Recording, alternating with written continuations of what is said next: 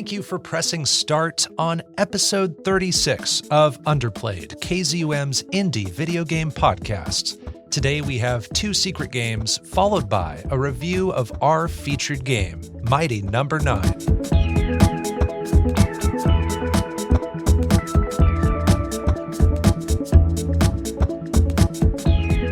Here on Underplayed, we review indie games of all kinds, the games with small budgets but big hearts, the lesser-known experiences with imaginative ideas. I'm Bopo, and joining me is my player 2, playing games he wants to review. He's the Indiepedia with physical media. I'm talking about the Start Pressin', Secret Game Guessin', Holding Your Controller, DiscoCola. What is going on? Hey, Bopo. Oh, man, I'm at least doing better than an anime fan on prom night. How are you, Bopo? I'm doing just fine, my cherry dine president. Those are references to our featured game, Mighty Number 9.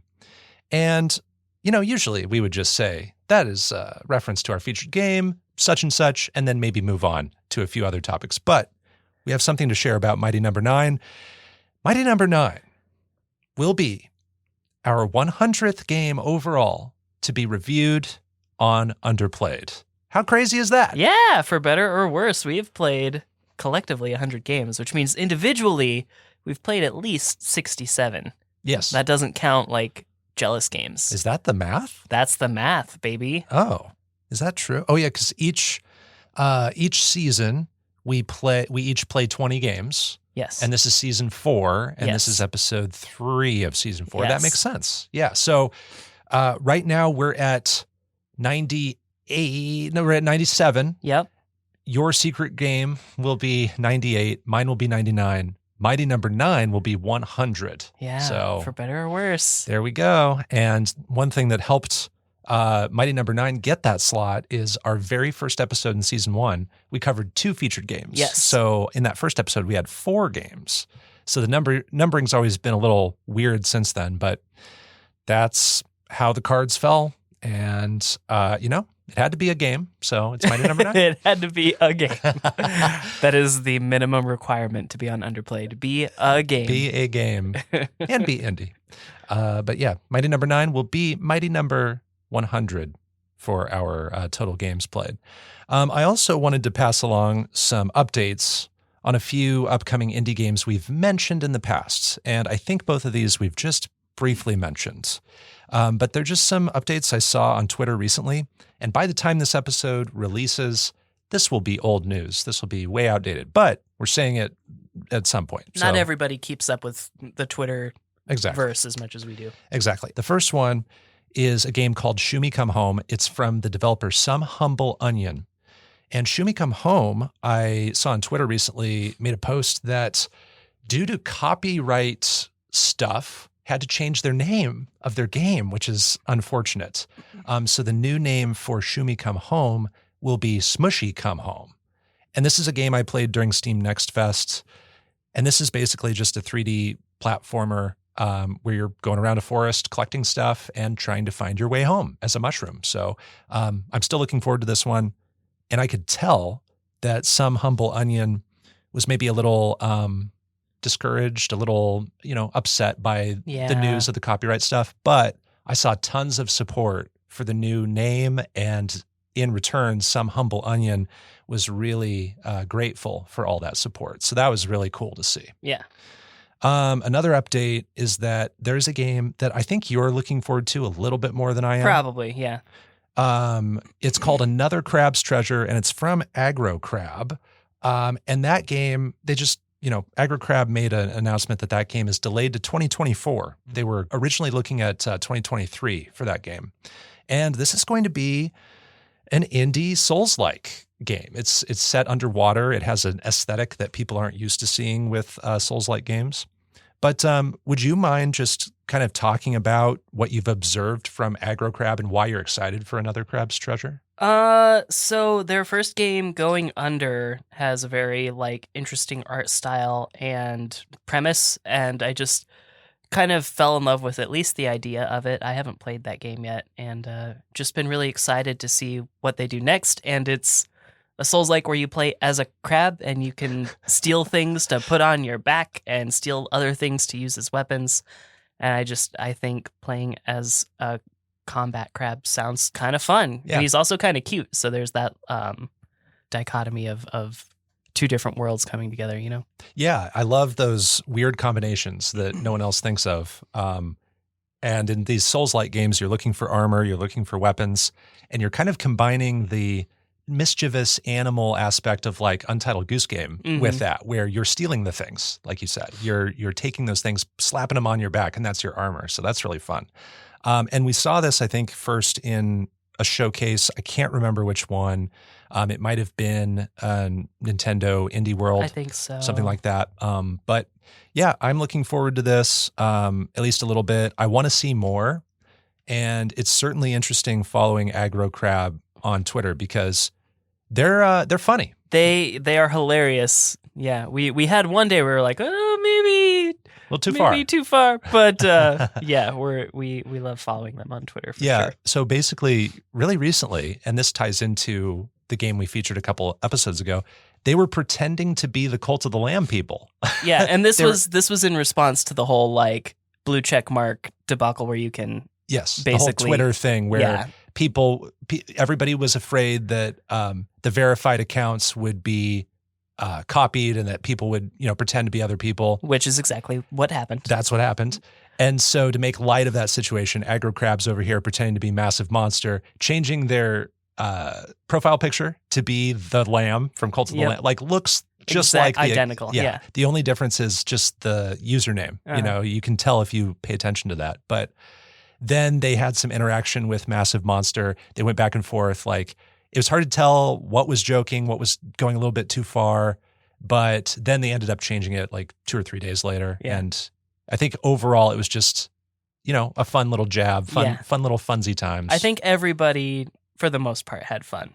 But yes. I got just a little bit itchy. I did too. I was sitting there, like the emoji with like the teeth clenching, like kind of like that. Yeah. That was me.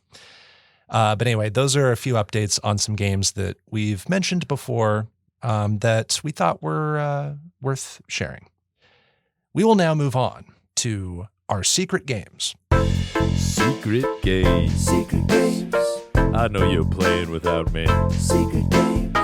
Well, I'm here to tell you, baby. Secret games. I've been playing too. Secret games. Ooh.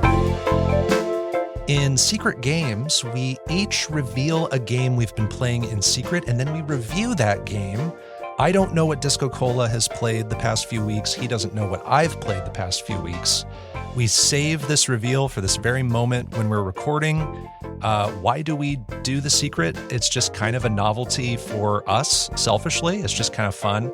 And it allows us to have fun nomenclature with calling these games secret games. There's something so fun about that. So we can choose any indie game to play as long as we have not covered it on Underplayed before, and as long as it isn't one of the prestige indie games that we've selected off to the side as wanting to feature on this show someday. So, starting with you, DiscoCola, let the mystery be no more. Reveal your secret game for episode 36 of Underplayed. Now, Bopo, recently you came over to my house and you saw on my PlayStation home screen a game you said, quote, "Oh, there's a game on there I didn't know that you knew about." And this is one of those games that was on that home screen, so there's a chance, maybe, I don't know what you picked, there's a chance. Do you want me to tell you if it ends up being Yes, that? I do, 100%. Okay. But there's a chance maybe we have the same secret game. I kind of hope so. That would be really cool. All the same, my secret game comes from Hello Penguin Team, and it is called Vernal Edge. Oh, this was not the game I was referencing. And just to be clear, when I was saying that, I wasn't saying it was a secret game I had picked for this season. It was just a secret game that is on my very long list for the future. But Vernal Edge is not that game that I was thinking of. Okay, well, I just sent you a trailer for Vernal Edge. This is a pretty stinking new game, so we'll check that out. I was going to say, I just saw this on the PlayStation Store like a few months ago as like an upcoming game. Yeah. So I recognized it just because it's so fresh. But I haven't looked into it. I'll watch the trailer while you talk. So, Vernal Edge, and I'm going to pronounce it Vernal Edge, even though I know that the character's name is pronounced Vernal. Oh, Because I don't know. Interesting. Vernal is actually like a word. So okay.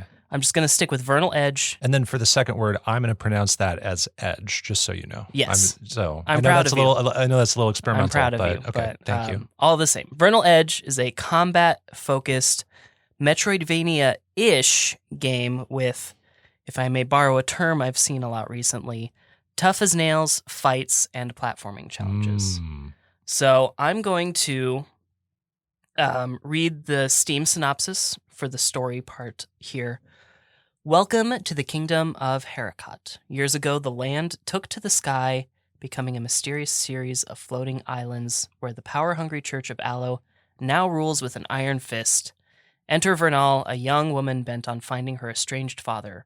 With the help of some abnormal martial prowess and an amnesiac automaton named Chervil, she'll need to make her way across this mysterious land if she wants to satisfy her need for revenge and the truth.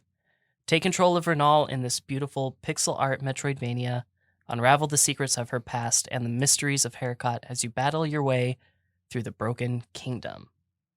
I'd say that's a pretty decent description, except for one big thing, and that is that this isn't really that much of a Metroidvania. But I'll touch on some of the missing or weaker elements a bit later on. But as always, because we didn't play the same game, I want to go over some of the mechanics of the game. And basically, it's you've got combat and you've got movement. So here's sort of what we have for combat. First and foremost, you have your sword. It's called the Pulse Edge.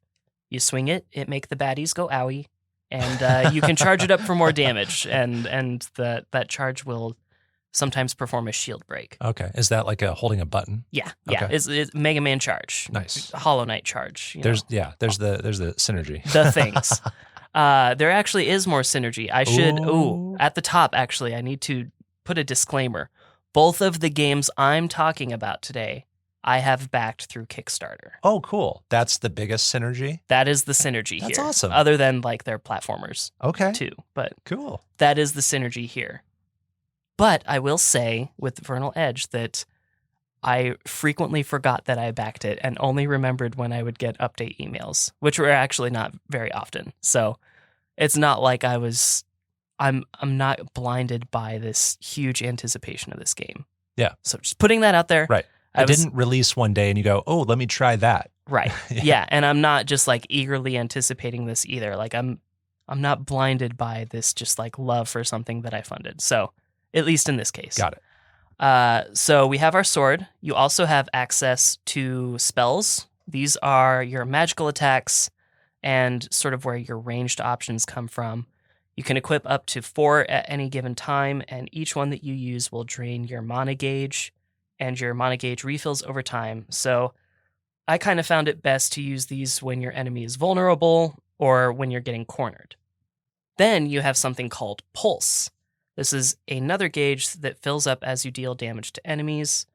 You can mark one enemy at a time, and then when your pulse gauge is full or full to a point, you can use Pulse to essentially drain life from the enemy while simultaneously damaging them. Okay, there's even more synergy there. This becomes really important as taking damage in this game is pretty much guaranteed, I would say. So this is how you get your healing. Wow. Okay. Is through combat.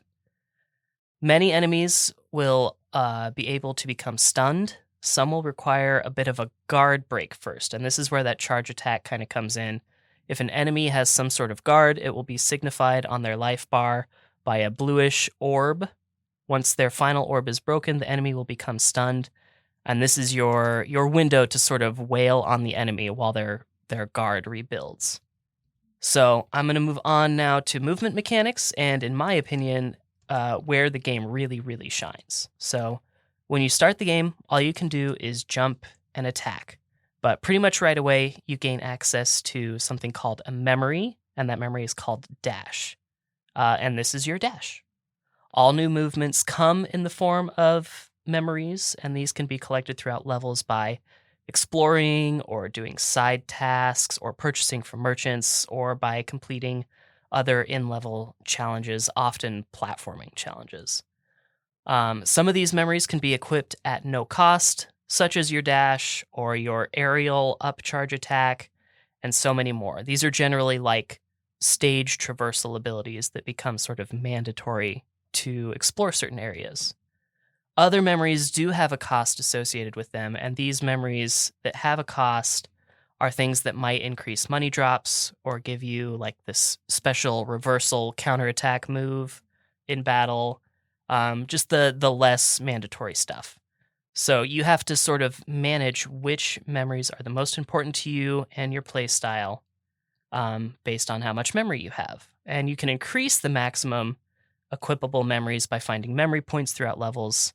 Currently, I don't have all of them, but I have enough to equip all of the memories I found except for maybe 3. So there's a pretty decent chance that there's enough memory points in the game to equip everything. I can't say that for sure, but I know you're a fan of that. That would be super nice if I can. Yeah. On the subject of memories and memory points, there are other collectibles in Vernal Edge. The spells that I talked about earlier are equipable in the same way. They just don't take points, but those are scattered throughout the levels in much the same way that memories are. You can collect health points and mana points. Each third health point pickup will increase your maximum health, and every second mana point will increase your maximum mana. And these are typically at the end of gauntlets or challenging platforming puzzles. So these kind of seem like the second tier of collectibles. Like if memories and spells are bottom, these are second or top, I guess. I don't think there's another thing above that. But Sure, think like the Hollow Knight masks or the soul ball things, whatever they are. I'm tracking. Yeah. I am now going to move on to my dislikes. Whoa, with Vernal starting Edge. with dislikes. Yeah. I kind of like to end on a high note. I see. most of the I hear time. you. But dislikes. Sometimes, Bopo, I have to go to Steam to read some reviews and help myself reevaluate some of my biases. Yeah. And I did that with this game. And I do that especially with games that are really new, whose reputations aren't sort of etched in stone quite yet. Because when I finished the game, I didn't have very many dislikes, but after reading some reviews, it helped remind me of some of the annoyances I had throughout my journey. So, up first, one of my dislikes is one of the platforming puzzles I struggled with the most asked me to master the ledge grab. And most specifically, going from a platform I was actively standing on to grabbing the ledge of that very platform, or else fall into spikes. I can think of a place where that happens in Mighty Number 9. That reminds me, actually, I should talk here about death in this game. It's very forgiving for the most part. Like when you fall into spikes, that's not instant death. That is lose a chunk of life and start back at your most recent checkpoint. And checkpoints are pretty common. Like basically it's just like the ledge you were on before you started the platform challenge. That's a relief. So it is, yes, much, much more forgiving. Anyways, ledge grab, super useful in most of the platforming in this game, but going down onto the ledge of my current platform is annoying and actually doesn't come in useful throughout pretty much the rest of the game as far as I've seen. Why did I have to do that challenge? It was teaching me how to do it, but I don't feel that I need that. Another platforming challenge I dislike are waterfall challenges. So the game has these waterfalls. Most of them will drop in timed intervals. So it'll be like waterfall for 3 seconds and then stop for 2 and then waterfall for 3 seconds. If you get caught in these waterfalls, it drags you down with the waterfall. They don't damage you or anything, but there's like a handful of platforming challenges that basically ask you to ascend, and usually ascend a lot with these small platforms or poles that you can grab onto whilst also dodging intervals in the waterfalls. Oh. It's very easy to miss your tiny platforms and then also fall into the water and then have to start from the bottom. Does that seem like it strays too far away from like the action stuff when those sections come up?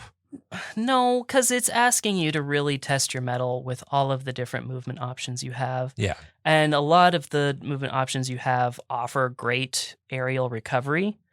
But if you miss all of your recovery chances while you're stuck in this waterfall that's dragging you down really fast. Yeah. It just can be a huge burn Yeah. to start all the way at the I bottom. could see how that could be a drag. Yeah.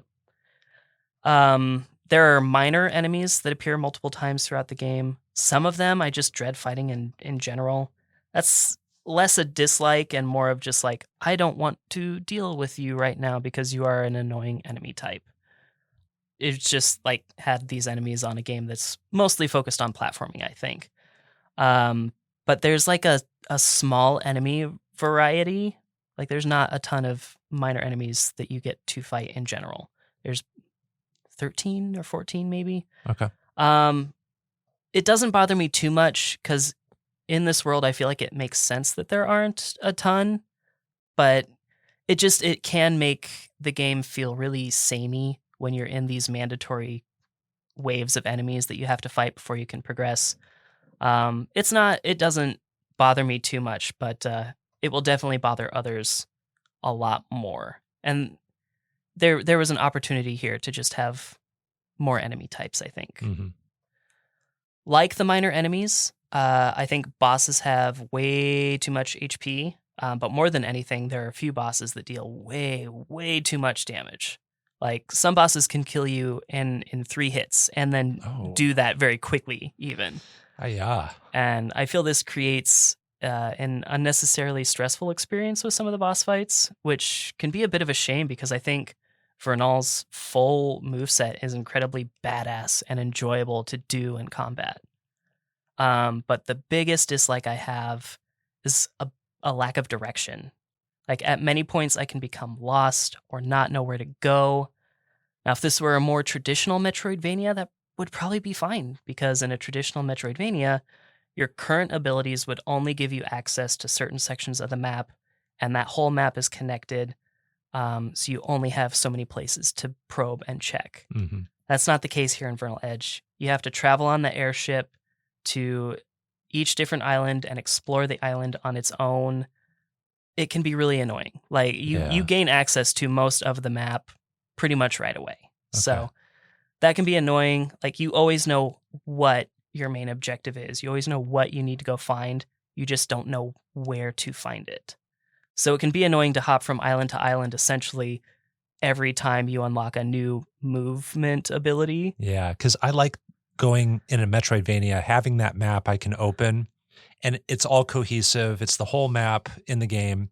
And I'm thinking of like Momodora, for instance. Even though when I open the map, it's not very detailed, it's very easy to tell where I haven't been. Right. And I can just go to that spot and know that that's probably where I need to go. Yeah. And I think, when this game calls itself a Metroidvania, it's really talking about learn new move sets to gain access to different areas that you couldn't before. Yeah. It's one of the hallmarks. Yeah. But one of the other big hallmarks is interconnected map. Yes. And that's not the case here. You do technically get that toward the end of the game.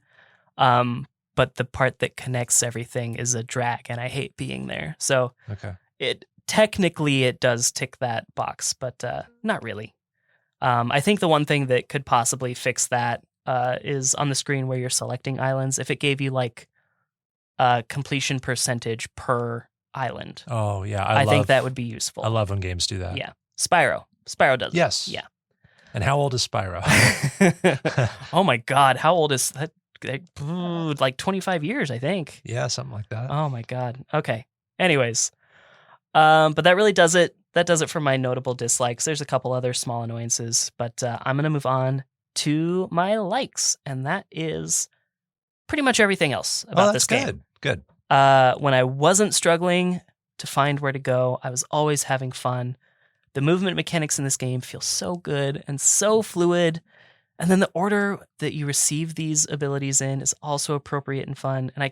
So let me explain what I mean. Like, after I got an ability that allowed me to stand on these like little weird egg-shaped platforms whose purpose is only to stand on them, and after getting that upward sword charge ability that gives me a little bit of extra height, I found a platforming challenge that was incredibly difficult, but possible with just these moves. But it was challenging enough that I decided to move on, and I would come back later, not even thinking that there was another move that would make that easier. And I thought it was just one of those hard as nails platforming challenges, and that was the whole point of the level. But then I found not only one, but two moves that totally changed how I approached that challenge. And then I was just so excited to get back to that platforming gauntlet and just rip it apart. Nice. And that's exactly what I did. Sweet. Oh, it was so great. The pulse healing mechanic paired with the stun mechanic is just so fun to do. Just getting the chance to do it feels like a reward for landing loads of hits. But then, because you're using the pulse, it heals you too. So it's just that cherry on top of successful combat. The memories system is actually really fun. I love doing minor challenges and finding memories at the end. Very few of those feel worthless, and memory points are often located within the same objectives and in the appropriate amount for me to immediately experiment with my new memory. There's also one called Literacy, and it's literally one of my favorite collectibles I've ever found in a game. I was so stoked to find it. Oh, cool. While some platforming challenges are pretty crazy hard, you can almost always read what it is that you need to do. And this makes it feel manageable because you can calculate ahead of time and you don't need to waste as much time failing because you got to a section where you had to make a snap judgment because you hadn't seen it yet. Sure. So you're always like aware of what you need to do. It's just doing the correct inputs at the correct time. So it feels like when you fail, for the most part, it's user error. Yeah. The music is good at its worst and does the job of supporting the atmosphere and tone of each level. And at its best, the music heckin' slaps. There are like 3 songs that just totally kicked butt. Some of my favorite music I've played for Underplayed in a while. And I look forward to finally downloading my digital copy of the soundtrack. And I love Vernal. She is sassy, she is short-tempered and witty, but she's also very direct. Many characters that have these traits like feel forced, like they were written by a person that kind of wishes they were like this, and they sort of imagine what it would be like in their head to talk like this. It's authentic. This feels authentic, and she's sassy when she needs to be. She shuts down characters when they need to be shut down. She's no nonsense, but she also has room to be cheeky. There were only a couple of exchanges in the game involving her that I didn't totally feel it, but just a couple. I think she's great. And lastly, the pixel art in this game is incredible. Everything looks great, and I love it.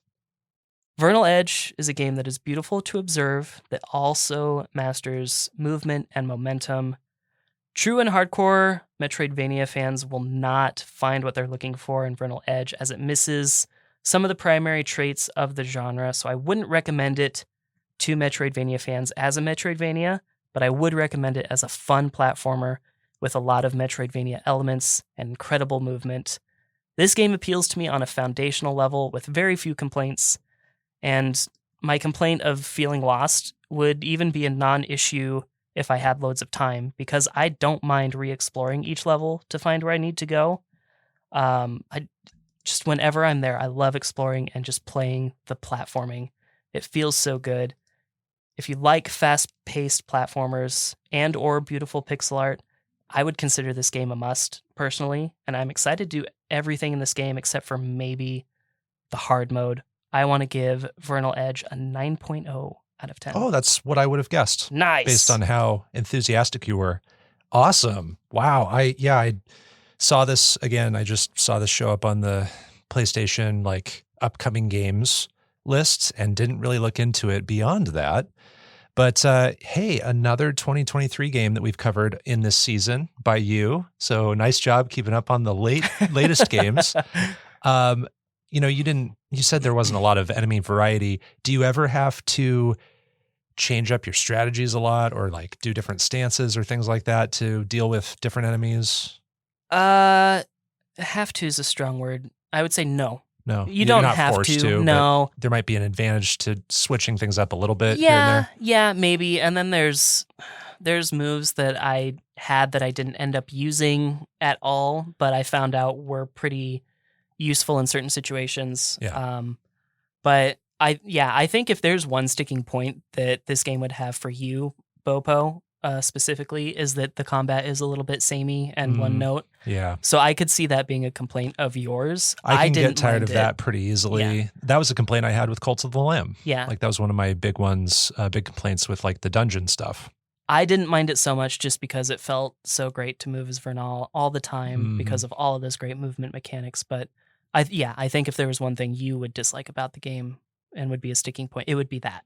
Yeah, if it's too samey, it can feel hack and slashy. Yeah. Which, you know, if you go into a game knowing it's hack and slashy and you're in the mood for a hack and slash, then you can have a good time. It is a little bit that. You just have to have that expectation. Boss fights, you probably have to plan a little bit more, but yeah. Okay. Well, I love that there's a female protagonist. I like that you really liked Vernal. The pixel art and art direction remind me of Owlboy. And that's another indie game where very, very same color palette. Same and color palette, obviously yes. Sky Islands. Exactly. And the floating islands, you know, I'm playing Legend of Zelda Tears of the Kingdom a lot. It's actually my biggest threat to being productive for this season of Underplayed because any free time I have, I want to play Tears of the Kingdom right now. As we sit down, Tears of the Kingdom is just over a week old as far as release. And the floating islands idea reminds me of the Sky Islands in that game. So love that. Great synergy with that AAA game. Last thing I wanted to ask was just about the Kickstarter. If they had any stretch goals or something particular about the Kickstarter that you think is worth mentioning, if anything? Or is your name in the credits, anything like that? I have a name in the credits. Okay. Whether or not it's my real name or not is a question. Okay. But, so is it a lot of names in the credits? Is it like... It's actually, I mean, it's not Mighty Number 9, but they're a decent amount, but not a ton. You could sit through the credits, I think, and not get super annoyed. Okay. Well, I will, if I play this someday, I'll look for your name. Okay. Cool. Well, I'm glad you loved it. That's Vernal Edge, DiscoCola's secret game. It is available on, I mean, everything. PS4, PS5. I played it on PS4. It's also on Switch, Xbox One, Series X, Series S, Windows, Linux, and Mac. Wow. Nice. Very accessible. It's time for my secret game. My secret game this episode is called Nuts. That's it? Yes. With a Z? No, with an S. Okay. N-U-T-S, baby. I just sent you a trailer and you can watch that while I talk. Well, I immediately love these colors, so let's see what this does. I love squirrels too. Yeah, and I have a little anecdote about real life squirrels to share at the very end of this, but I'll get to that later. So Nuts is a 2021 walking simulator mystery game. And it was developed by, and this is a very unconventional developer name because it's basically the names or nicknames of 5 individuals. So it was developed by June, Paul, Mooch, Char, and Torfy. And the game was published by Noodle Cake Studios. I'm going to read the game synopsis from the Steam storefront. Quote, Nuts is a single-player walking simulator surveillance mystery. Record the squirrels, report your findings, and piece together what's really going on in Melmoth Forest. End quote. So Nuts is probably foremost described as a walking simulator, but it might be more accurate to call this a trail cam simulator, a surveillance simulator. It takes place in the first-person perspective. You are an unnamed, voiceless rookie researcher who is hired by this company called Viago. And every time I heard Viago or read Viago in this name, it reminded me of like a medication I'd see a commercial for, like, ask your doctor about Viago, you know? But in this game, you're investigating squirrels. You're venturing out alone into Melmoth Forest, which I think is a fictional forest, and you're setting up trail cams. You're recording the squirrels at night, and the squirrels always have the same route every night. And you're constantly communicating with your boss, whose name is Dr. Nina Scholes. So Nina is calling you every chapter. She's giving you your assignments. When you find the thing that she's looking for with your cameras, she is calling you and, talking about your progress. And you're in this small caravan that's equipped with a bed and several cameras on tripods There are televisions for monitoring those 3 cameras, and there's a fax machine. And so that fax machine is primarily how you're sending pictures of things to Nina and then getting that progress done. And then on your person, you have a GPS device. You have a journal for keeping track of tasks and the pictures you take and print out. And then you have a pocket camera as well, which you only use a few times in the game, but you can take that out anytime you're on foot and take a picture of something if you want. For those younger in the audience, a pocket camera is not the same thing as a cell phone. Yeah, but it basically works the same way, but you can print pictures from it. You can put pictures from that into your journal, as well as some of the still frames from the video.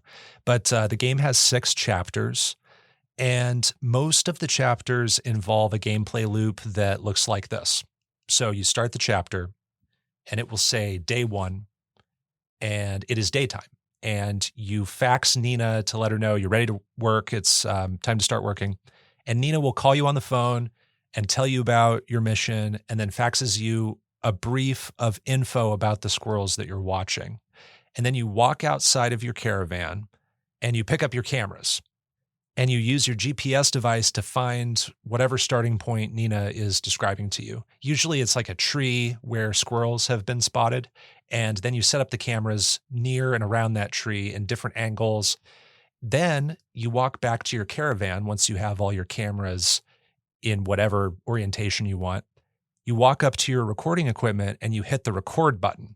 And then that's the end of the day cycle. It then transfers to nighttime, and it says night 1. And this is after some time has passed. The cameras have recorded some footage, and it's now time to look at that footage. And so you can scrub through, you can play and pause footage, you can fast forward, rewind, all that stuff. And usually you see a squirrel descending from the tree, and then it goes in any one of many directions. And hopefully you've set up your cameras in a way that captures, at least you can tell what direction it started to go. Mm-hmm. You watch your footage until you kind of lose the squirrel. And then you exit your caravan and it transitions to day 2. You can go back to your cameras. They're in the same spot you left them. And again, the squirrels follow the exact same path every single night. The only variable that changes is where your cameras are. So you go up to your cameras, you can pan them, you can pick up the tripods, put them in completely different places, and you're just trying to track that movement of the squirrel until it gets to its endpoint. And then when you capture the right moment, you can print out a photo of one of the views of the camera. And then that's what you send to Nina on the fax machine. And then she'll call you on the phone and she will say that you did a good job, and the story progresses from there. So that's really the loop. Sometimes you are tracking a few squirrels. Sometimes you're tracking them maybe not from their start point, maybe you're tracking them from their end point. So it varies up the formula a little bit in that way. And there's a very distinct visual style going on in Nuts. All the trees and the human-made objects look realistic with how they're rendered, but the game's color palette is very stylized. It uses very vibrant hues of color, where each day and night cycle has this palette of 2 primary colors and like a bunch of gradients between those colors. So there's a chapter that uses a lot of purples and oranges. And there's another one that uses like yellow and seafoam green. So it is taking 2 colors and just kind of mashing them together to make the entire color palette for each chapter. So it's very visually distinct in that way. That's how Nuts stands out visually. And since the game is set in the forest and you're communicating with a disembodied voice and it has this particular look, the absolute shortest of shorthand way I would describe this game to someone is it's kind of the setup of Firewatch meets the aesthetic of Sayonara Wild Hearts almost, because Sayonara Wild Hearts has all of those fantastical colors, and Firewatch is set in a forest where you're on a walkie-talkie talking to somebody and you're looking for forest fires. You know, you're kind of surveilling a different kind of thing, but you're in a remote location by yourself. And then the game sets up this mystery with the squirrels. Before long, you discover strange behavior from the squirrels. And so the central question becomes, what are these squirrels doing? Why are they doing it? Is there something else at play here? Is there something larger behind the squirrels? All of that is unraveled in due time. So what I like about Nuts, all the ways you can play back and enhance the imagery you examine. It's very impressive when you consider like how much control you're given. You can scrub through the footage very quickly. You can pause footage and enhance the scaling to see something distant more closely. And the game is quite forgiving when it comes to the framing. So there are a lot of moments where you just need to have the squirrel in frame somewhere. It can be in the background. It doesn't even need to be in focus or the focus of the composition. Just as long as it's somewhere back there, Nina will call you and say, yep, that's good enough. I see where the squirrel is. So I like that it wasn't that I had to keep going back to those cameras to get the exact perfect angle once I found the end spot of where a squirrel was. And then the visual style is really iconic. It's striking. I'm not sure how the choice is motivated, story-wise or thematically, but I liked looking at Nuts, the game. I liked the look of this game. It's kind of unlike anything else I've played visually. And then the music by Mooch, who's one of the 5 people that I mentioned. Mooch. Yeah, I don't know if I'm saying that right, and I'm so sorry if I'm mispronouncing it, but it's Muuuutsch. So I have no idea, but I'm going with Mooch. It could be Much. I don't know. But the music has this really moody ambiance. It is ambient, and it underscores things really well. Like you say, it doesn't play well on the radio, but it adds this layer of mystery to what's going on. So I thought that it was really effective. But there's also a beautiful acoustic song in the soundtrack with lyrics that's called Dark Blue. And this plays during the credits. I loved it. I will play it again when I'm in the mood to feel some emotions. Ooh-hoo. I'll just leave it at that. There. But okay. This song does play well on the radio. So I recommend you listen to Dark Blue. And it's not like it spoils anything about the story or anything. It's just lovely. And then along with the credits, the finale has a really good moment that gave me goosebumps, and I will remember it for a while. And a lot of it has to do with just what you're seeing. It has an image that will stay in my mind for a long time. And then the themes of the story made me reflect on some real world topics about environmentalism and how when you have a limited perspective, that can sometimes lead to misguidance and endanger the environment. So I didn't expect to, think about those things while I was playing this game. But this also kind of leads into my dislikes. What I note first in my dislikes is that along with these story themes that I really found effective, there is the early, first third of this game where Nuts hints at this story that will be extraordinary, where something extraordinary will happen. But the story doesn't end up swinging as hard as you might think. The story makes you think that something nuts will happen, and the story doesn't quite go nuts. You know what I mean? Yeah. The resolution is memorable and satisfying, but there's kind of a weak climax, if you can even call it a climax, preceding that. So the last third or so feels a bit uneven, and the ending does come a bit suddenly. So maybe if this game were 20 or 30 minutes longer, it could have paced that out a little bit better. Pacing. Okay. And then just with that expectation not quite being met as far as what happens in the story, it just feels like there is a certain category of fictional story that this game is going to explore. And I thought I was getting that for the longest time. And then the game isn't that, but I still really like what I got. So if I had an analogy for it, it'd be it felt like this game promised me a really extravagant cake. And then at the end, it didn't give me the cake, it gave me a tart. Oh, okay. And the tart was really good. I liked the tart, but I was also expecting the cake the whole time. But I'm very happy I had the tart. You know what I mean? So I'm a little conflicted about it, but I'm mostly positive about how the story ended up. You know what I mean? Yeah, a little bit like Vernal Edge and the not quite a Metroidvania. Yes. Yeah. Exactly. So like yours was more of a genre thing, mine's more of a narrative thing. And then more dislikes, the loop of setting up the cameras and then going back to your caravan and checking the monitors. And then going back to your cameras and readjusting them. There are some chapters where I had to do this a little too much. I felt like I was doing it 10 to 20 times, depending on what chapter I was in.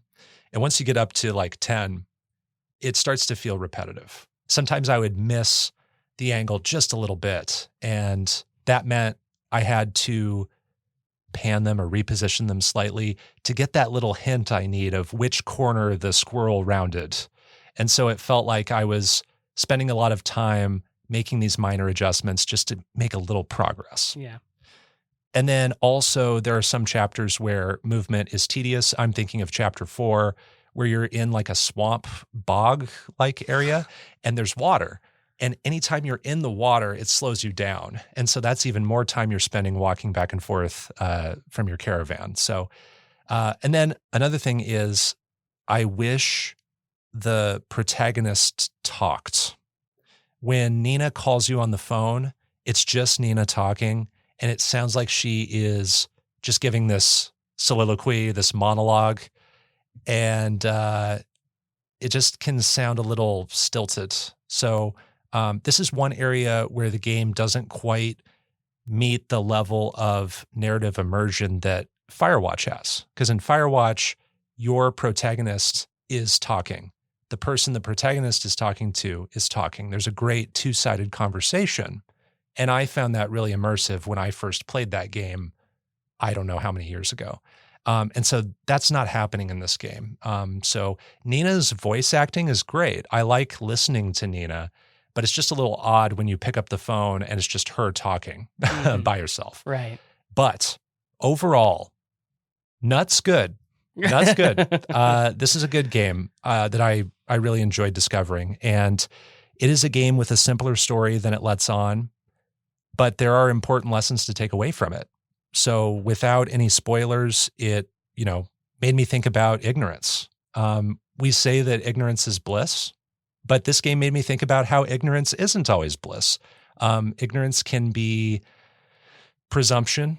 Ignorance can be misguidance. And what are the side effects of that on how we treat the earth? So I'll just leave it at that. Okay. And then the gameplay loop can get a little repetitive in some of the chapters, but it has iconic visuals and flexible options for spying on the squirrels.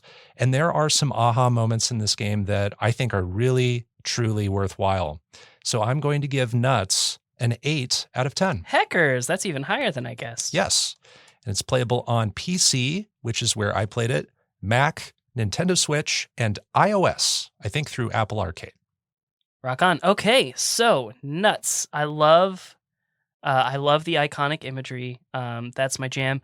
It reminded me of a game that I had played for Underplayed, and it took me forever while you were talking to think of it. I'm like, what game did I play that uses like a two-tone level system? And it kept thinking about it. It's Creature in the Well. Oh. Each level in Creature in the Well is like two-tone color primarily. That's what's going on here. Has a lot more detail in those colors, but yeah. Nice. So anyways, nice to see that. It also kind of reminds me of Return of the Obra Dinn in a lot of ways. Absolutely. Just visually. Absolutely. Where Return of the Obra Dinn is, 1-bit color.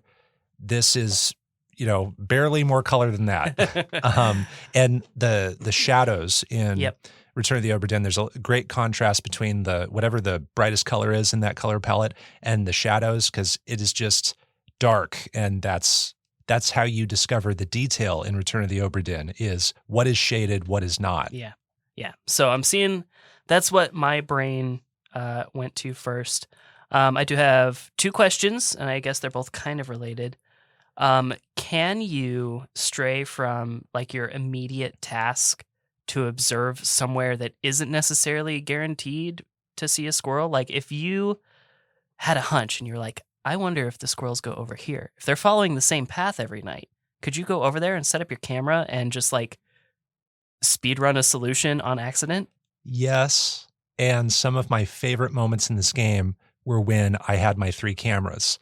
I know where the squirrel is starting out at. It's like a tree. And I know, okay, safest option is to put 1 camera next to this tree and kind of a wider angle so I can see maybe one of 2 directions that it goes after that. Then my second camera, I might pick one of those 2 directions and just take a gamble, roll the dice. Maybe it'll go to the left. And so I'll put camera 2 on the left looking that way. For the third camera, sometimes I would go 100 feet away and I would see a path that I would think like, oh, that looks like a good route for a squirrel to take. I'm just going to try putting my camera there. If the squirrel doesn't run by, at least I've ruled out that spot. And there were 2 or 3 times in this game where that worked. And I felt so good. And there was the last chapter, I believe, I did that. And it saved me maybe 15 minutes of work that I would otherwise spend more safely putting the cameras down closer to the starting point. So it does pay off. Nice. If you kind of examine the environment, and the environments aren't massive, but they're kind of closed open. You know what I mean? Yeah. Where there are ledges and cliffs, and there are stretches of land that are just obscured because there is a short hill or something that you need to walk around. And then there's boulders. There are trees. So things obscure your vision. You can't just set up a camera in the most ideal spot and see the whole landscape.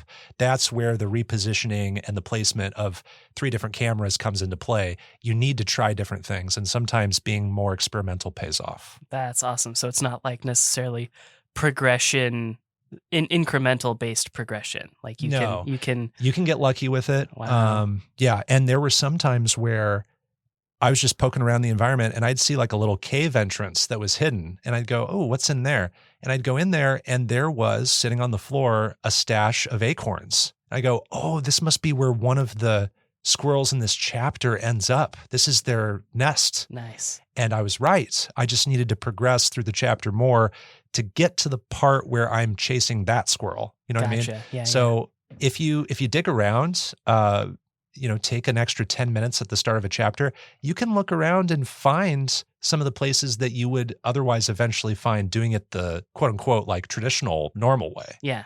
Cool. So I liked those aspects about Nuts too. Okay. And then I think I know the answer to this, but is this an interconnected world across chapters? Can you revisit old areas, or is it chapter 4 is done, you're done with the bog, never see it again? So the latter, no, you can't walk from chapter 1 to chapter 6. Okay. There's a load screen in between all of them, and they are separate. Okay. Yeah. And then today, this is just the craziest coincidence, but a mere 3 hours ago, before we sat down to record, I was sitting in my living room, and I have a bay window that looks out onto my backyard, and I'm going to show you a video of what was going on. I had a squirrel in my backyard doing some mischievous stuff, and I've never seen a squirrel do this. So I'm going to show you this right now. That's not how you're supposed to do that. You're not a bat. So we have a pole that has like different, mostly bird feeders on it. And there's a squirrel hanging upside down, like with its back legs from a feeder, and then doing like a upside down sit up to reach the food, grab a bite, and then it goes back down in like Spider-Man style upside down and nibbles on the food. And while all this is going on, my cat, who loves watching wildlife from the window, he has his back to the window and he's just sleeping. He just doesn't care. If he had seen that, he would have freaked out. He would have banged on the window to get the squirrel to go away. Would have done the little chirpy thing. Like yes. Yeah. All of that. Yeah. Yeah. All of that. And so he just missed the most eventful thing I've ever seen out of that window. It is very strange what that squirrel did. Just an overcomplicated way to get food. Anyway, just wanted to share that. How coincidental that is that happened on the day that I talked about Nuts. Like I promise that happened today. I've never seen that any other time. Those are our secret games, Vernal Edge and Nuts. Let's move on to our review of Mighty Number 9. It is our featured game.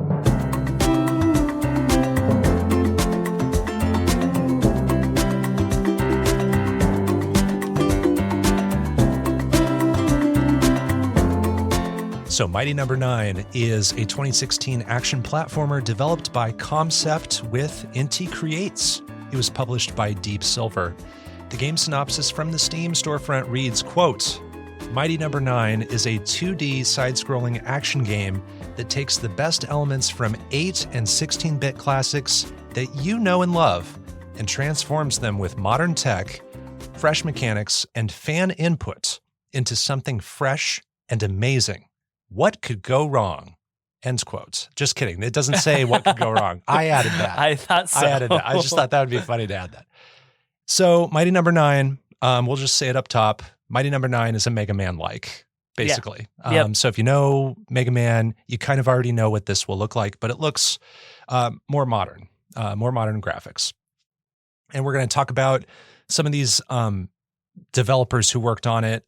You might know more about this. If you have more context to add here, I would appreciate it because you're the resident Mega Man fan between us.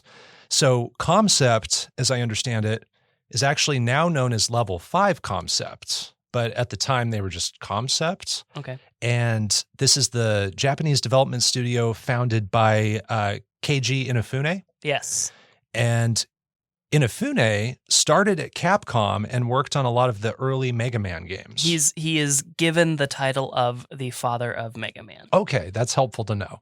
And so I don't know if he had a major role in the first games, but if he's the father, then that means he created Mega Man, right? He did and worked on, it was a prominent name in most of the Mega Man games. Gotcha. Okay, cool. Good to know. So then Inti Creates, who assisted with the development, from what I understand, they're made up of former developers from Capcom. And a lot of them worked on Mega Man games, maybe not the mainline series. They worked on Mega Man's 9 and 10, and then all of the Mega Man Zero games and the Mega Man ZX games. Gotcha. So they have their own series of Mega Man likes that they developed in-house on their own. Okay, gotcha. So you have, just with Concept and Inti Creates from both sides, you've got people who are sort of steeped in Mega Man lore and history and influences coming together to create Mighty Number 9. And in Mighty Number 9, you play as an android named Beck. And Beck is the 9th mighty number in a series of robots. Each mighty number has a different combat ability or theme to how they're constructed. And Beck's creator is Dr. White. Beck has an android friend called Call, who is created by another doctor, Dr. Sanda. And so together you have Beck and Call. Yep. So it's a reference to rock and roll from the Mega Man games. From Mega Man games. So nice little wink, wink there. And the game's story involves this virus that controls mighty numbers 1 through 8, as well as basically all simpler robots in the land. Yeah, just the world at large. Yeah, so all robots basically get possessed by a virus. The exception is that neither Beck nor Call are affected by the virus. So lucky for us, we have them. And then Dr. White tells Beck to track down the mighty numbers who are possessed, take them on, and try to save them. And then there are some other side characters. We've got a guy named Gregory Graham, who is the president of Cherry Dynamics, or Cherrydyne. And what does Cherrydyne do? They are the world's largest supplier of robots. So they might have something to do with all this trouble going on, maybe. And then there's also a character named Dr. Blackwell, who created this technology called cell technology. This type of cell technology is spelled XEL, which are the robot counterpart to human cells. It's just basically what the robots are made up of in this world. And Beck has this unique ability where he can shoot foes with his energy cannon. And when they're weakened, he can dash into them and assimilate their cells. And sometimes, depending on what kind of robot he assimilates, he gets a different kind of temporary power. And this is how he saves mighty numbers 1 through 8, is he has to weaken them and then accelerate into them. And the power is actually called accelerate because you've got cell in the name.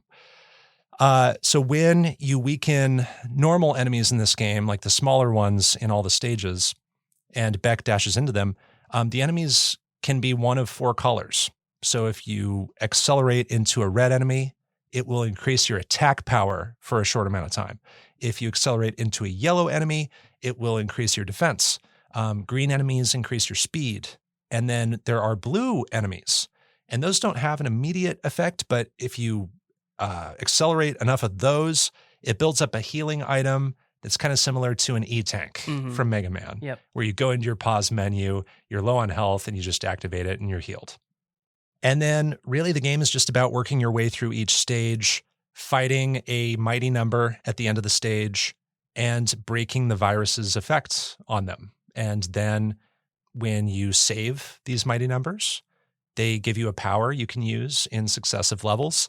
And also all the mighty numbers that you save might show up in successive levels and clear obstacles for you too. So that's where it gets a little, advantageous to play certain stages after you've rescued some of the mighty numbers.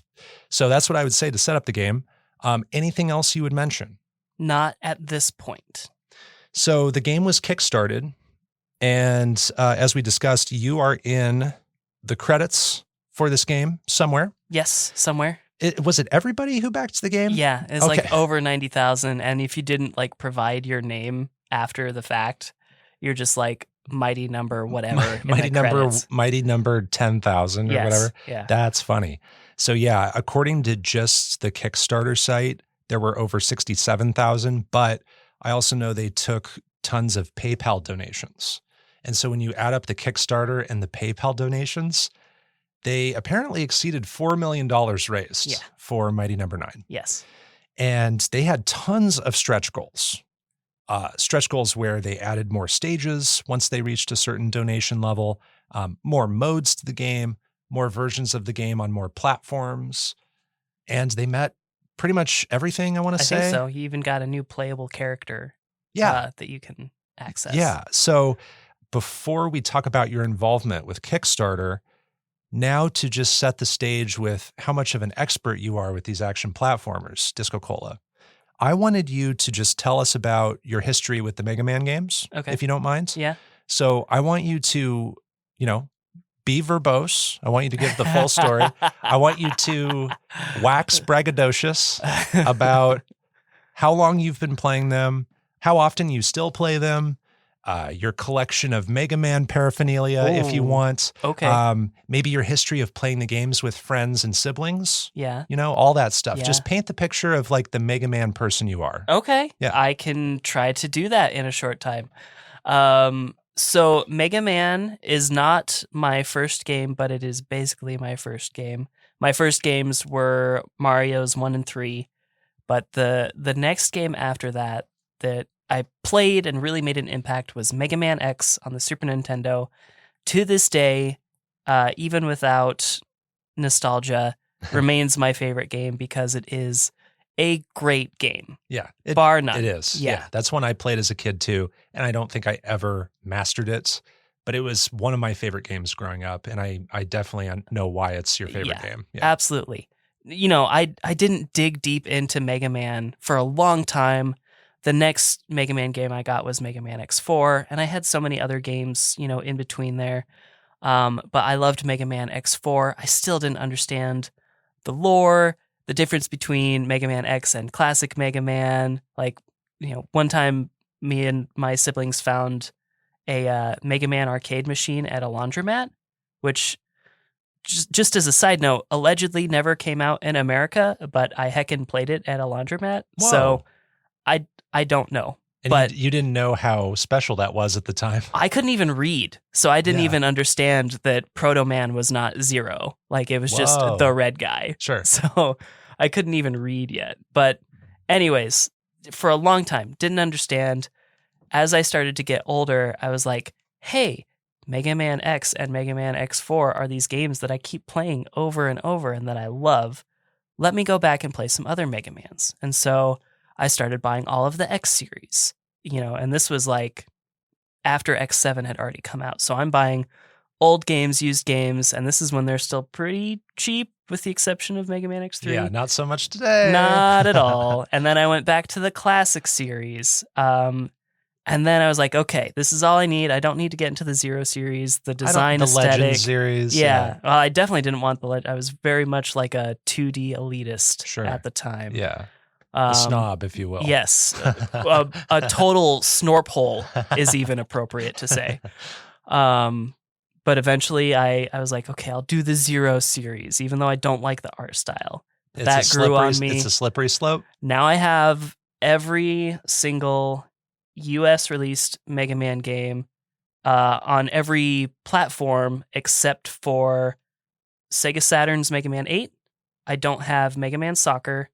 And then Mega Man Soccer. Mega Man Soccer on the Super Nintendo. Not on my radar. And I don't have the Game Gear Mega Man.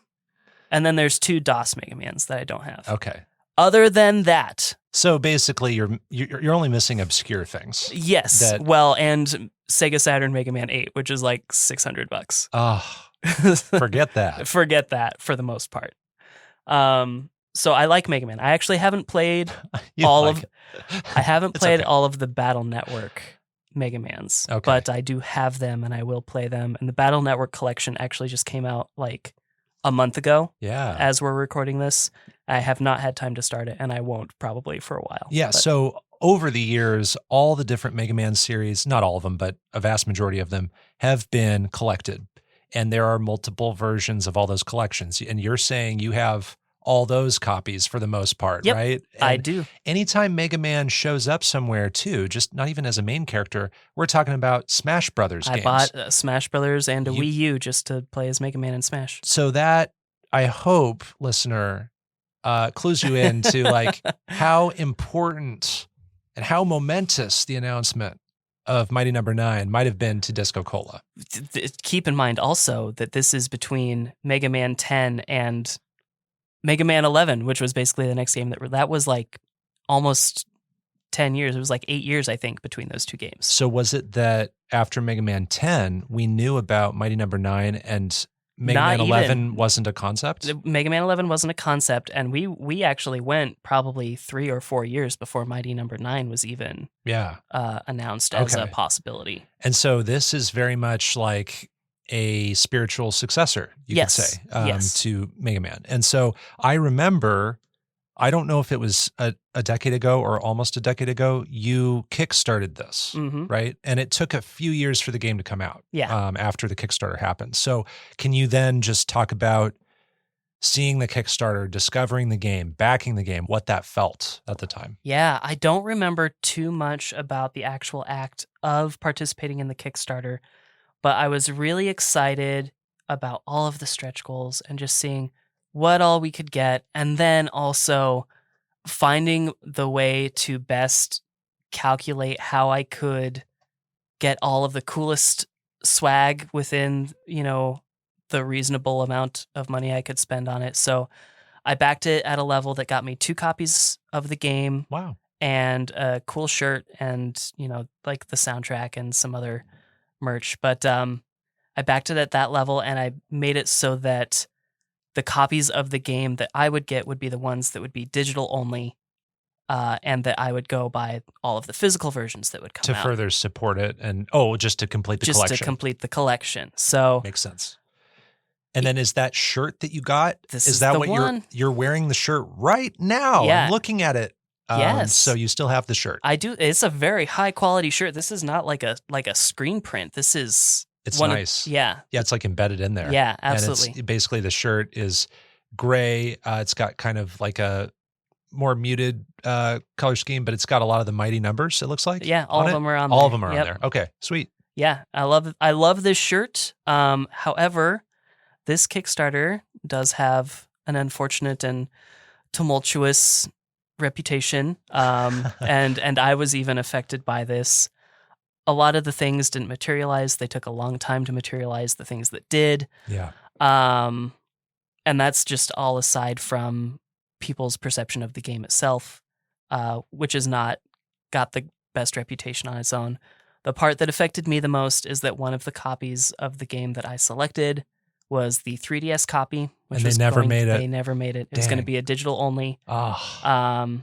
So it's a little bit heartbreaking, but I did still get my PS3 digital only, Okay. and I have the physical versions of the PS4 and the Wii U. I think they also announced the game would be on the PlayStation Vita, another handheld device. And I don't know that it made its way to the Vita. I'm less familiar with that, but that's possible. Okay.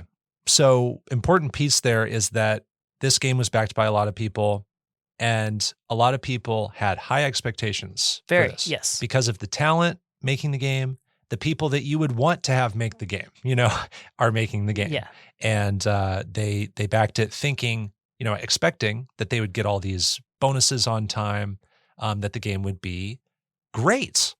And now what I want to know from you, DiscoCola, sitting there wearing your Mighty Number 9 shirt that you got so long ago, let us know, what are your thoughts on Mighty Number 9? Yeah, okay. I'll just jump into some of my likes, if that's okay. Yeah. You like to end with likes, though. I like to end on a positive note. Well, I think its reputation will have to be discussed in the latter part. So, likes. To be honest, in general, I think the controls feel pretty good. I think, like the X and Zero Mega Mans, Beck has a lot of momentum, and I would say Beck is somewhere between X and Zero series as far as speed and momentum. For other Mega Man fans, I would say it feels the most like playing as Model HX in Mega Man ZX, which is I just said a bunch of letters is all that means to you. Yeah, I've lost the plot. But there is a downside to this as well, and I will touch on that in the dislike section. In addition to controls and momentum, but worthy of its own mention in my opinion, Infinite Air Dash is awesome. I love Infinite Air Dash, and loads of games that I have played would be crazy fun with an Infinite Air Dash, but it would also be overpowered in most games. But because of the main mechanic of dashing into your enemies, this is the only way that you can really build combos, is if you can dash endlessly or dash without having to touch the floor and do it again. Yeah. One thing we didn't mention is when you're assimilating these cells from the enemies, the faster you do it, the better the bonus is. And it'll actually tell you like the percentage of how good the bonus is. If you accelerate into an enemy immediately after weakening it, you get the 100% bonus. If you wait like 10 seconds, you'll only get 10% or something like that. I don't know the timing of it, but there's also a combo system at play. There is a rating system at play. The faster you do levels, the more efficiently you do levels, the quicker you assimilate, the better grade you'll get, and the higher combo you'll get to inform your score. Yes. So yeah, all of those things. And I think it feels great in a lot of places. I actually like that the game is pretty light on plot, like a classic Mega Man series game, but has enough substance to have some semblance of a plot, as opposed to, oh, Dr. Wily's back. Yeah. So it's a little bit better than that, but it doesn't try too hard to be something that it isn't. And a lot of that is happening between stages. Yeah. When you save one of the mighty numbers, you're going to get a cutscene that might be a minute or two. Yep. That's what I found anyway. Yep. And I don't think the plot itself is groundbreaking or even too different from most of the other classic series Mega Mans, but I do like that it stayed true to what it was meant to represent. Yeah. I really like the boss designs. I don't like each individual boss design, but I like that the designs remind me of a Mega Man game, but don't actually look like Mega Man bosses. There are so many sets of bosses from other games that are meant to be inspired by Mega Man, and so many of them are either not close to getting the vibe at all, or they're trying too hard to be too similar and they're really missing the mark. In Mighty Number 9, each boss has a distinct design with personalities that match, but there's this overall cohesion and consistency to the designs, including Beck and even our DLC playable character. Yeah, and they kind of just all look. They have that android look. Yeah. Where they look. They're humanoid robots. Right, and they all kind of have this like fishnet looking design on their limbs for the most part. Yeah. And yeah, they just look like they belong in a set. And it's a design style that I think had room for so many more designs to follow. And it's a little bit of a shame. I think the music is really solid. It gets lost in the mix a lot of the time at default audio levels. The sound effects can really, really overpower everything. But I think the music's quite good. They even got some of the composers from other Mega Man games on this. And for more than a year leading up to the release, I would just play the extended version of the title theme on YouTube. Another really big standout track for me is the level theme from Brandish's level. I think that song's really good. Staying in the realm of sounds, I think the voice acting is passable at worst and great at its best. Maybe the writing isn't very strong at many points, and many characters are one-dimensional or even 0.5 dimensional. Like they can be really tropey in some cases. But the voices themselves are all good, and Steve Bloom is even in this game, and you know him as Spike Spiegel or Mugen from Samurai Champloo. Oh, okay. He plays the voice of Countershade in this game. Oh, okay. And Wow. I'm always happy to hear Starscream all over the place. In general, I do like a lot of the level designs. Many of them are built in a way for you to utilize and enjoy your infinite dash, especially if you have managed to build up the temporary buffs in each level. Those are given to you in a way that you can maximize your ability to combo. All you have to do is just get the right amounts of shots off at the right enemies and dash into your foes. And this can be really fun and actually create a really cool flow state. However, on this specific topic, I will now move into dislikes. Okay. There are a few levels that are terrible, and two that might be some of the actual worst. Just a few. Okay. Dynatron's level has these giant spinny turbine wheels, and these are just like huge insta-kill circles. And basically, the point is to create a narrow path for you to get through the level. Yeah. However, at one point, you have to do what's called a crouch dash. Right, which the game totally prepares you to do Exactly. very well. No, it does not. Taught you at this very moment how to do it, and it never becomes relevant again. You never have to do it again. Why does it exist? Yeah. Additionally, you have very little margin for error to perform this brand new technique in the middle of a level with very few checkpoints. So unfortunately, after I first played this, and I would think back to Mighty Number 9, this is pretty much the only thing I remembered, was that I don't want to go through these spinny wheels of death in this specific level. And it's so tight. It is so It's so tight. bad. Yes. Yeah, I hate it. There are a couple other levels that I really don't like. In Seismic's level, you are mostly descending deeper underground, and it has a lot of trust falls. And most of these trust falls have insta-kill spike traps at the bottom. And then the rest of the level after that has these insta-kill drills that you have to just wait for. Yes. It is an unfun level with no momentum, and unfun. Cryosphere's level has an underwater section. In most Mega Man games, water is actually super fun to play in. Yeah, But you jump super high in like Mega Man X. I remember that. Yeah. The challenges become to, it's to not jump too high and hit spikes on the ceiling. Yeah. Mighty Number 9 chose to go the traditional route and make water super hard to get through. More gravity pushing you down. Yep. Slowing you down, can't move as fast.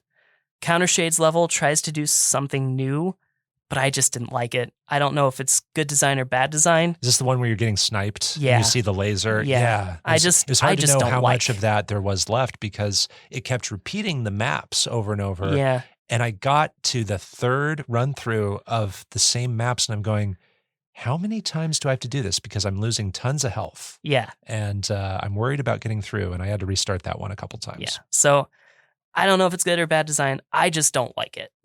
And lastly, the final level has a mechanic that isn't very fun to play with, and it creates a challenging gauntlet to arrive at a challenging final boss.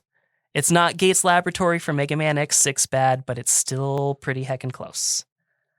So all of that was just the levels that I don't like. As one point. There's that. There's that. So there's that. In addition to some bad level designs, there are a lot of levels that feel kind of empty and lifeless. It's sort of like hard to explain what's missing in these cases. I'm kind of inclined to say that it's smaller enemy types, but there are still plenty of levels that have the right amount of enemies. I don't know. Maybe it's that there's a large amount of like city gray in the color palettes. But what I think it really is that there just isn't a huge variety in enemy types compared to a traditional Mega Man game. I've mentioned that each boss is distinct, but their minions don't seem to be. Each level has maybe one enemy type that's unique to that level, but that's about it. And I don't know. There's a potential for a stronger identity in the enemy types, and I think the game just didn't capitalize on that.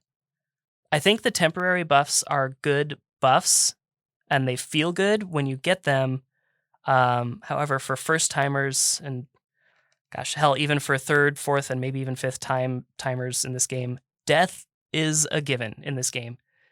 If you can perform so well at an earlier part of the stage, but then die after a checkpoint, you lose those buffs as well as access to the enemies that allowed you to build those buffs. And this is especially painful when you lose the blue cell buff. Oh, yeah. That's an E-Tank, and many of these bosses are not playing around.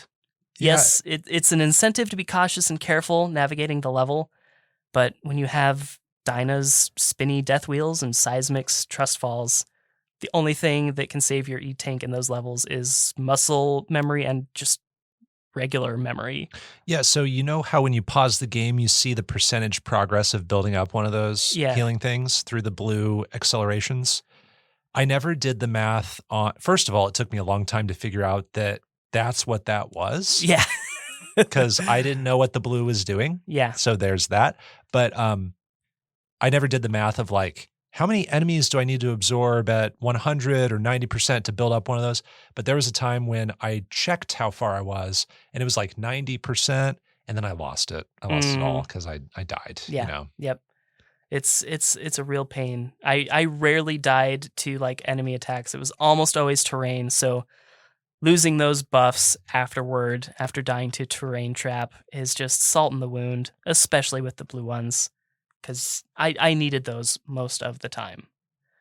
The cell absorption system isn't really great. This is essentially the equivalent to the Mega Man Robot Master weapon system.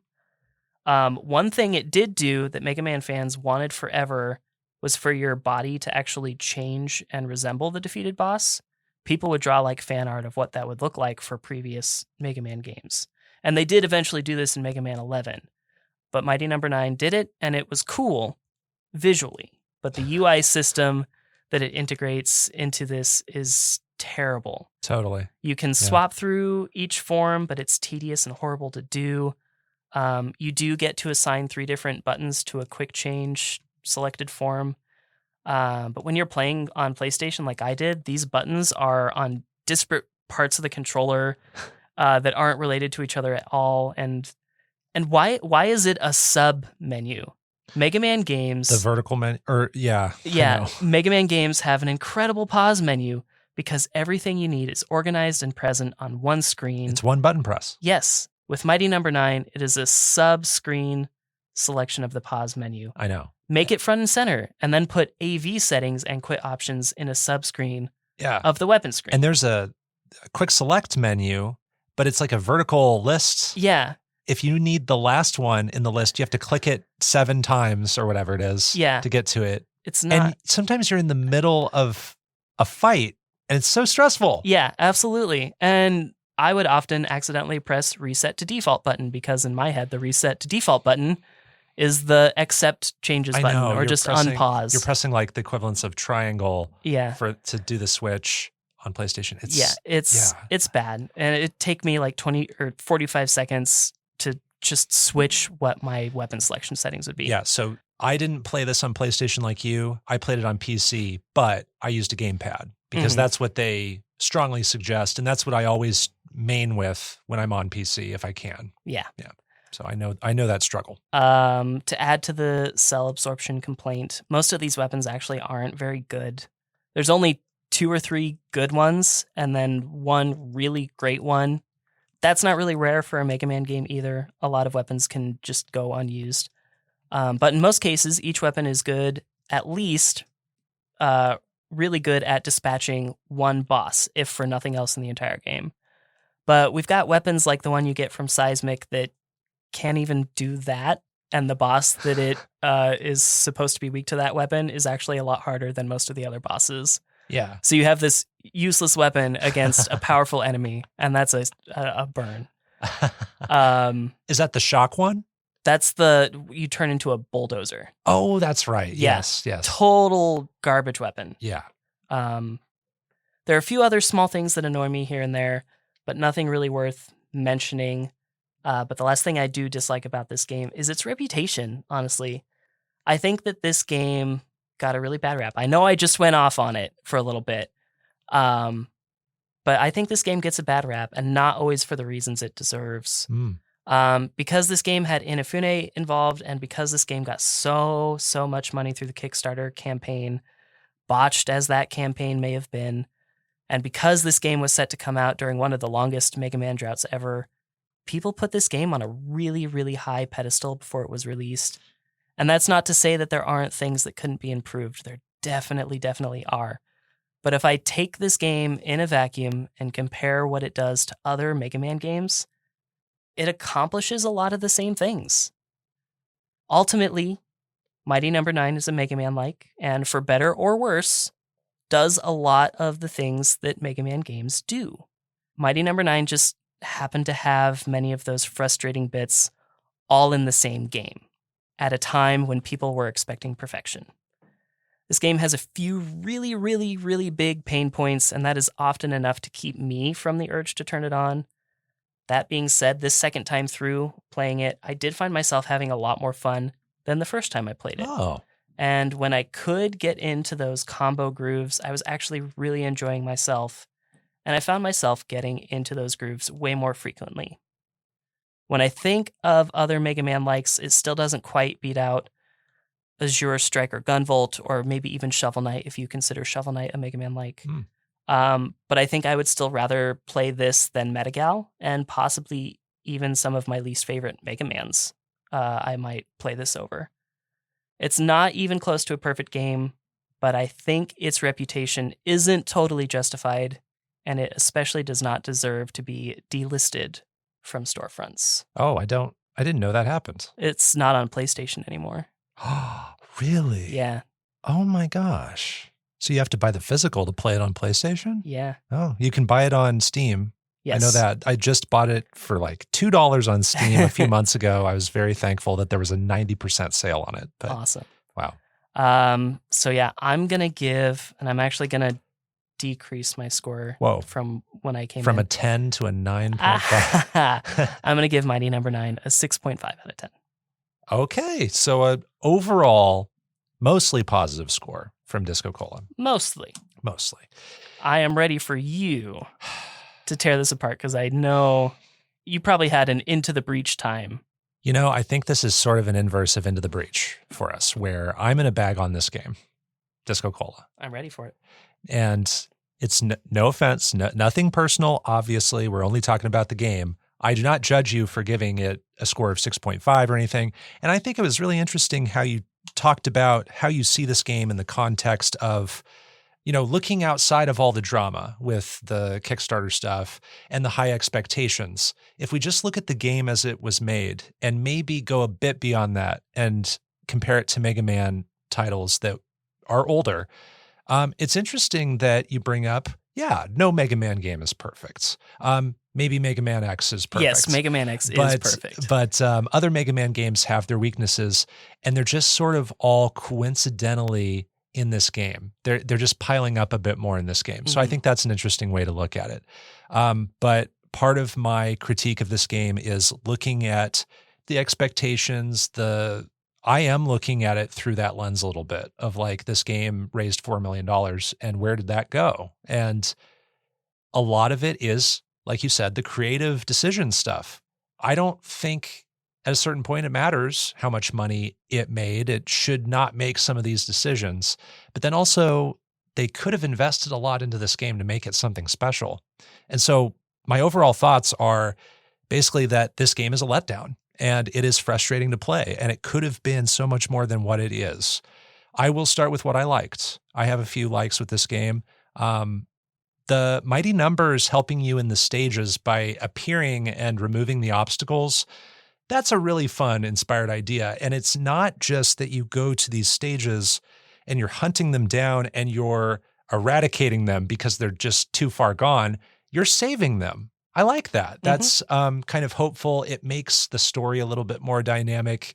And when I saw them show up to remove those obstacles, it was actually really cool, like to see them, and they have a little voiceover moment where they're saying like, let me take care of that, Beck. And they remove like some bus that's about to crash into me. Right. I don't have the point of reference for how much were they actually helping me? Like, were they removing a lot of headache from my stage as opposed to not saving them first and playing that stage? So I don't know how much they were helping them. I just love the idea that is in there. It does help a little bit. Like, okay. I played Pyro's level without that at first, and then again with. Okay. So some of those like falling towers that happen. Those are annoying. Yeah. They are worse when you play it without. Okay. I played Pyro's stage first as well. I didn't replay it once I had the mighty number that's associated with that one saved. So I didn't have that before and after. I agree with you. The infinite air dash is fun. It just feels good. And I agree. The general movement of everything feels pretty good. Just controlling Beck is at least fine to good for me. And then the game tries all these gimmicks in each level, and they're gimmicks that are unique to a level, right? So not all of them work, but the attempts are appreciated. The ones that I really like, and you might scoff at some of these because you might find them annoying, but I like the highway stage where you're fighting Brandish, Brandish at the end, because jumping on the cars is fun. You have to time it out. Sometimes you have to jump and dash. You have to do some Cuphead moves to get to the cars, and if you fall down, I think it's an instant death. Yes. So that can be annoying, but I didn't have trouble with it. Thought that one was fun. There's the radio tower where you fight Aviator. Mm-hmm. This one, you're blowing in the wind and there's more height to your jumps. You speed up in some parts because the wind's at your back. And so it changed the running speed. It changed the locomotion. I liked how that one felt when I was able to go a little bit faster than I was used to. I agree. So it felt like I was more powerful. The game was making me more powerful in that stage, or it was making me go faster. And the challenge was, can I keep up with this speed? And so that was fun. Air levels are often stressful in Mega Man's because it's just open pit level, but this one is definitely not quite as bad. Right. Exactly. You can catch yourself sometimes if you fall and just keep going. So that's about it with my likes, honestly. That's where they end. So my numerous dislikes with Mighty Number 9. Mighty Number 9 dislikes. Probably more than that. Well, there might be about 9 overarching problems, kind of like I had with 12 minutes from season 2. But just if I look at the whole experience, front to end, the game just overall feels wooden and bland. The game just doesn't feel like it has a soul.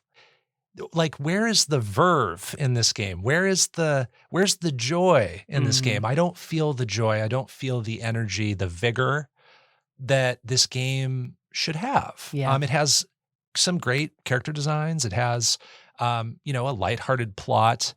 The characters are kind of, bubbly. It feels like I should be having more fun with these people, and I'm just not. I don't care about how dry it all is. I agree with you on all the cheap deaths.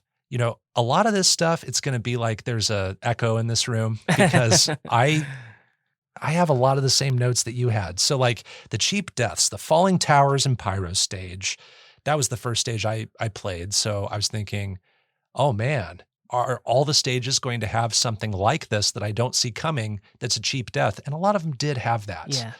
There is the trust falling down the passageways with the hazards. There are the purple spikes throughout the game. Sometimes you need to blind jump down and there are purple spikes and you have to accelerate dash to the side to avoid them. And you just need to do the trial and error of dying at least one time to just know that it's there. And that feels so cheap because I feel like I'm not given the chance to react. I have to discover that death to know it's there. And I have to be punished with starting back at the checkpoint. And then I can try to react to it. And even then, it might be such a tight squeeze that I fail several times. Yeah. And there are just moments where you feel bottlenecked with your progress because you're dying over and over just to get through that spike pit. And then I know I can make it to the end from there. I just don't want those moments to ruin my flow. And to have those buffs that get removed on death is just like an extra. It's an extra slap in the face. Yeah. So I would say there are like at least half a dozen places where there's that really unfair trial and error death. There might be more than that, but you just don't see what's coming. You don't understand how the level works in a certain way. There's the crouch dashing thing with the big saw blades. I had massive confusion with that. I lost all my lives at that part and I had to restart the whole level. And only after I died several times did it give me the on-screen instruction of how to crouch dash. And I go, wait, what is crouch dash? I have to do that here? And even then, it's just hard to perform Yes. on its own. There are maneuvers I discovered by accident, like 75% of my way through this game, where you can press a button and do like a jump away move and shoot down at the ground. Oh, And I forgot about that. they never explain that. And like, why is that in the game? It feels a little extraneous. Some of the maneuvers are explained in the menus and they're buried. You're never given a proper tutorial in the game to do them. So that's just poor design. If that is required to proceed, they should preview it in some way. They should give some foreshadowing, and they don't do that in a lot of these ways. Then there are just some annoying encounters because you're doing encounters over and over, and you might be battling Cryo, for instance, and Cryo's voiceover gets really old, Cryo, at the end of Cryo's fight, which is Mighty Number 2, Yep. right? There is just like one little window where you can hit Cryo, and if you miss it, you have to do this whole gameplay loop again to avoid obstacles and things. And you're listening to Cryo go, pew, pew, pew, pew, pew, pew, hold on. And I hear that in my nightmares now. It's just like seared into my brain. Pew, pew, pew, pew, pew, pew, hold on. Oh, I heard that so many times. I hate you, Cryo. I hate how you sound. I'm sorry. No shade to the voice actor or anything like that. It's just the repetition. I agree also about the recycled enemies. Each stage, like you said, has just like a few or maybe just one unique enemy to that stage. And then you're seeing a lot of the same enemies over and over again. So there isn't as much identity to those stages. There are many empty, bland, uninteresting environments. There are environments where there's a background that stretches really, really far, and there's just not any detail. And I think what it comes down to for me is like set dressing. It's just empty walls and corridors that don't have anything back there. And so I would almost prefer not having that sense of scale and just, bring that background more forward and just give me some more set dressing, give me some more detail to make these environments feel lived in. And it doesn't feel lived in. It feels like a first draft when it comes to like that background. The quick selection is clumsy. I fumble around with it while I'm getting hit in these stages. I want that to be intuitive. I want to use all these powers. And I don't feel empowered to do that when it's so fumbly to get to them. So I wish I could use even the ones I don't like as much. I'd like to use them more and maybe fall in love with them. The menus are overcomplicated. Important information is buried in them. You mentioned the powers being a sub-menu in there. That doesn't make sense to me either. I have no idea how the scoring system works, nor do I care about seeking a high score. When I get to the end of a level and I get a C, I just go, okay, I got a C, I guess. Yeah. C's get degrees, baby.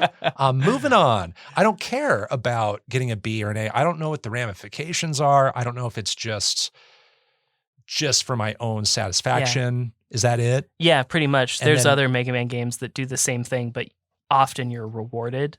Like that's how you get your boss weapon is a good score. Okay. And see, like in action platformers, I mostly care about just succeeding. I Mhm. don't care about being perfect. I choose not to care about it so that I don't feel like I'm missing out on some level of completion that matters to me. So I choose to just ignore it. I would love it if there were never trophies tied to this stuff. I know. It would And be so that's easy so to ignore. unfortunate. And that's what makes the game so hard to platinum on PlayStation, for instance.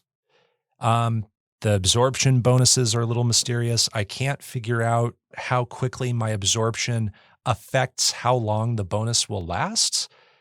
Sometimes it feels like my really fast absorptions give me a power that just doesn't last long enough. I'm not rewarded enough for that. And then I don't know. I can never figure out like how long is my bonus going to last? And then the story, you said this kind of game doesn't need to have a crazy story. Neither does Mega Man, but it does throw a story in there that's uninteresting to me. I don't really have an idea of what happened in a lot of it. You know, characters talked. People vaguely looked like parallels from Mega Man games, and then we had some levels in there, and then I saw credits. So I just don't care to follow the story. I think I started skipping cutscenes because I just, you know, if it doesn't really matter, if it's inconsequential, why should I spend 3 minutes watching a cutscene? Mhm. So about halfway through, I stopped caring to pay attention to that stuff. So that's it. We got through the gauntlet. Overall, I think Mighty Number 9 is a $4 million disaster. Wow. I'm so sorry. Big word. It dishonors the spirit of Mega Man, and its underwhelming execution is highly disappointing for me. I disliked playing this game, and I struggled to find the motivation to play this game. It is a game that has an identity, but it's missing a spirit. And without a spirit, I'm not sure the identity is worth anything. I wish I could accelerate into this game and save it from whatever virus is plaguing it. I'm going to rate it on our 20-point scale. I'm going to rate it a Dynatron. That is a Mighty Number 3 out of 10. That's higher than I thought. I thought about giving it a 2 or a 2.5. I had 2.0 down. There was a time where I was at that level. For context and reference, I was thinking about the only other 3 I've given. I've given another game exactly a 3, and that was Balthazar's Dream. And I thought, this game isn't worse than Balthazar's Dream. I mean, that's really what put me up to it. I have to do that a lot. Yeah. So again, I did think the controlling was adequate at the very least. I liked some of the new things it introduced to the Mega Man formula. And you know, when I succeeded over the Mighty Numbers, that was satisfying. Like finishing the stages, making progress felt pretty good. So just like going back to the menus stuff, you talked about the music being pretty satisfying, but the mix isn't always there. Yeah, and the it mix is really bad. And it made me think about just how massive the menus are. Are you going in there and changing a lot in the menus since there are so many options? Are you going into the audio and changing the mix if that's even an option? Like, what are you changing in the menus when you're in there? Anything? No, I'm not. I usually don't mess with menus at all in any game, honestly. Oh, I okay. usually just leave everything at its default unless there's like a button that I want to remap, which I have done recently even. Yes. We've been playing Cuphead. We've been playing Cuphead. And yeah, you changed your button layout there. Yes. But other than that, I usually just leave everything at its default. That's why I didn't know that those who remain, you could change your sensitivity. Yes. Yeah. So I don't often mess around with menus. And I didn't even, to be honest, I didn't even notice that the mix was as bad as it was until I was trying to think of, okay, how did I feel about the music this time? And I was like, oh, I didn't really even hear it because those insta-kill spikes are just buzzing throughout the entire level. Yeah. And they're so loud. Yeah, I usually am the opposite, where I dig into the menus when I start a game pretty early on, and I'm just curious, like, are there accessibility options?